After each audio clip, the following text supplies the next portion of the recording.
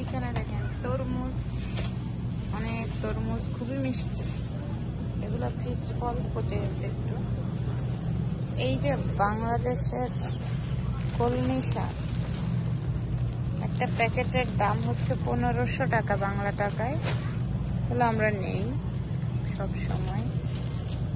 এগুলা মটরশুঁটি,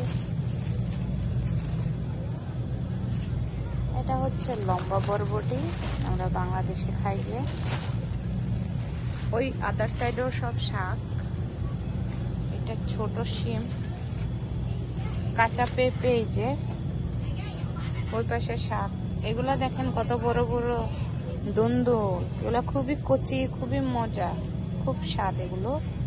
এইগুলা হচ্ছে লাউ, আর এগুলো হচ্ছে কচি চাল কুমড়া। এই যে চাল কুমড়ার লোম দেখা যাচ্ছে। আর এইগুলা বাংলাদেশের ঝিঙ্গা, অনেক বড় ঝিঙ্গা।